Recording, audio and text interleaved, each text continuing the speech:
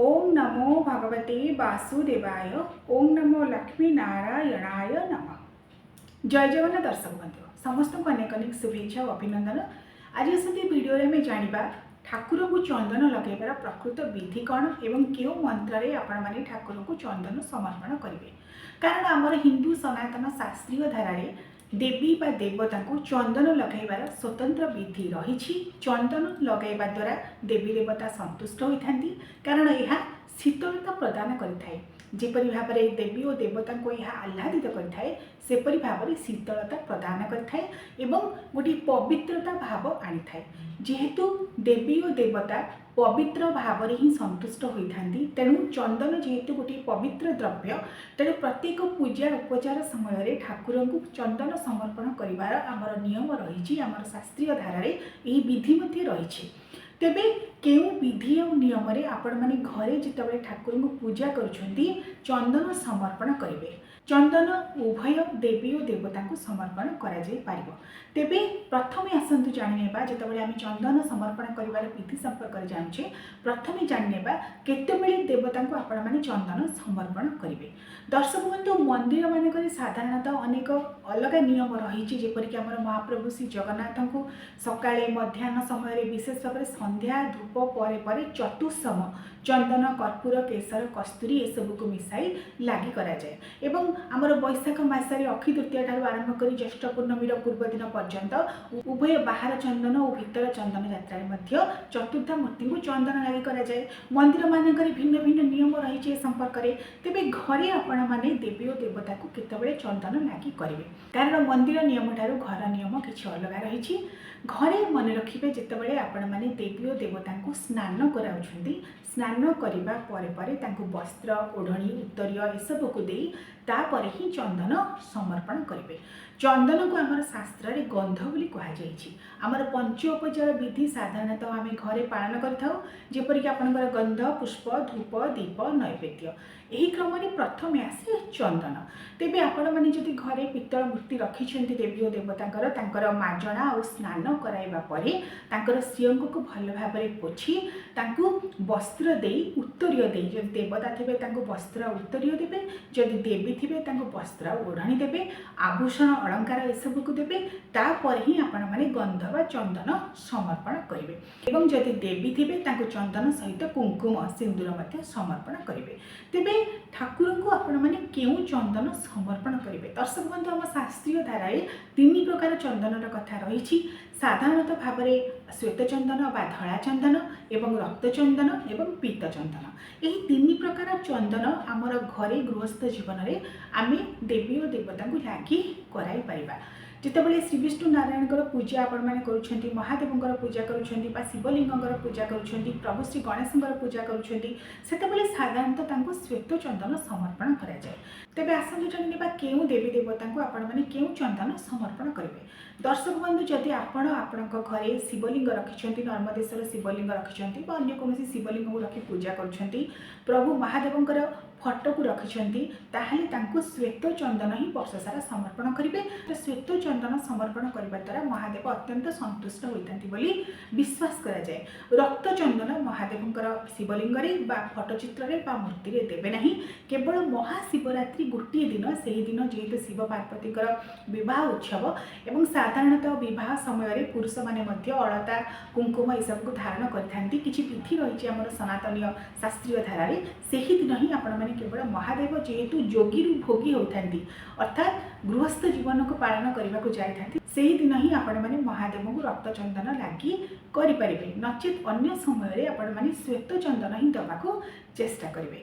सेपरी श्री विष्णु नारायण को जब पूजा करुँच एकाकी मूर्ति हो बा लक्ष्मी नारायण मूर्ति हो बा आपणकर शालग्राम हूँ बा बालगोपाल हूँ महाप्रभु श्री जगन्नाथ हूँ एमानंकु एवं एमानंकर विभिन्न स्वरूप को जेपरिक आपणकर नृसिंह भगवान को जब पूजा करुँच लक्ष्मी नृसिंह को तेबे तांकु केवल श्वेत चंदन और पीत चंदन दे पारिबे। पीत चंदन देवा द्वारा प्रभु नारायण अत्यंत संतुष्ट होता।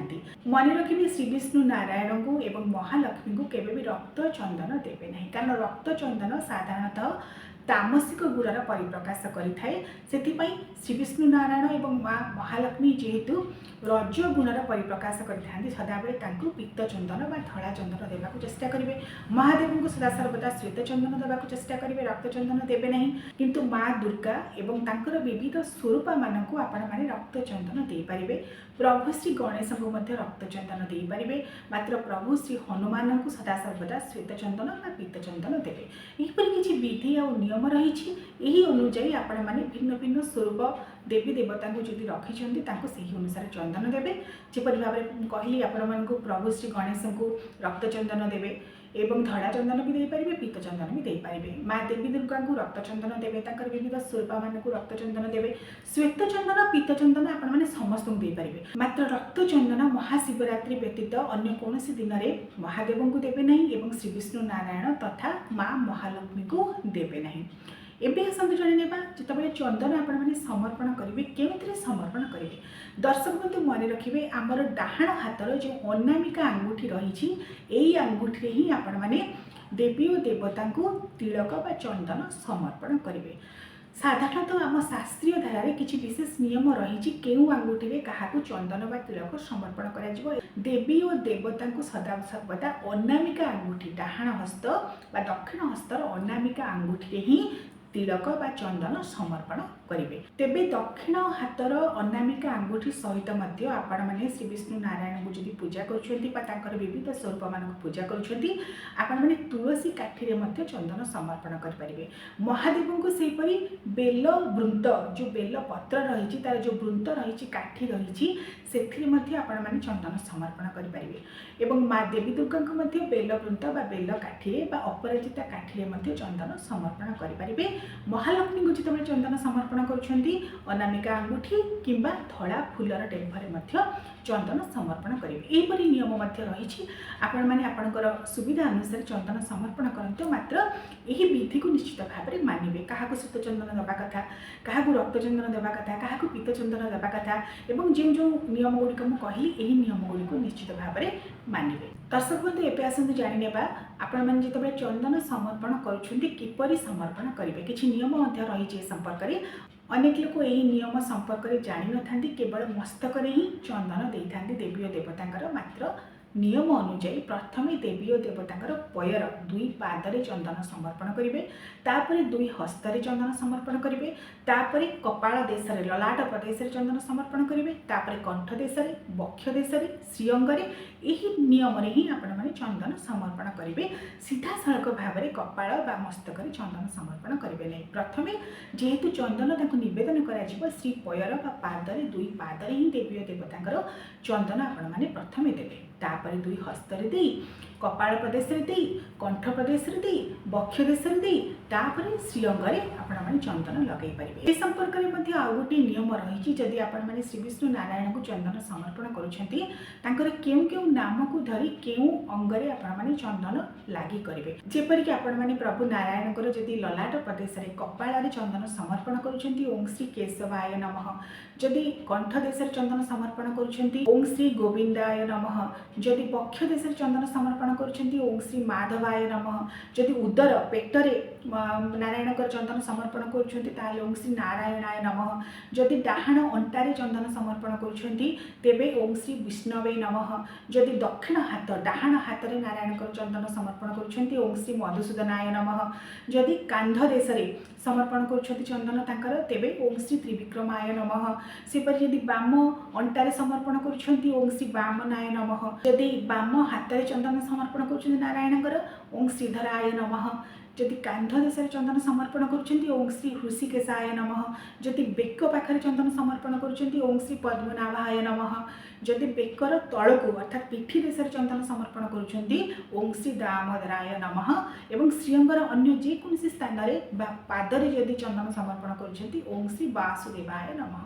एहीपरि मध्य नियम रही नारायणकर विभिन्न नाम को उच्चारण करी तांकर श्रीअंगरे चंदन समर्पण करा जाए। तेबे सबु देवी देवता को आपण माने जिते चंदन समर्पण करेंगे केउ मंत्र रे चंदन समर्पण करेंगे मन रखिए। चंदन समर्पण कला बेले यही मंत्र को निश्चित भाव में पाठ करेंगे ओं चंदनस्य महापुण्यं पवित्र पापनाशनम आपदां हरते नित्यं लक्ष्मी तिष्ठति सर्वदा। ता सहित मत यही मंत्र को उच्चारण करेंगे। श्रीखंडं चंदनं दिव्यं गंधाढ्यं सुमनहरं विलेपनं सुरश्रेष्ठं चंदनं प्रतिगृह्यताम्। एष चंदनं निवेदयामि परमेश्वर। परमेश्वरंकर प्रीत्यार्थे देवी देवतांकर प्रीत्यार्थे तांको शीतलता प्रदान करने निमित्त हे प्रभु मु आपण को चंदन समर्पण करुछि। एहीपरि मनरे चिंता करी आपण माने देवी और देवता को चंदन बा गंध समर्पण करेंगे। एवं जेपरि भाव में आपण मानक पूर्वर कहली पंच उपचार विधि गंध पुष्प धूप दीप नैवेद्य। प्रथमे स्नान पर श्रीअंग को पोछि चंदन समर्पण करने पूर्वर वस्त्र उत्तरीय ओढ़णी एसबू को देवे। तापर गंध बा चंदन समर्पण करेंगे जो नियम आपण कहली। तापर पुष्प देवे धूप देवे दीप देवे नैवेद्य देवे पर शेष आरतिक आरती करेंगे। यह ही हूँ देवी और देवता को चंदन समर्पण कर नियम बा विधि एवं मंत्र। समस्त को अनेक अनेक अभिनंदन और शुभेच्छा। जय जगन्नाथ।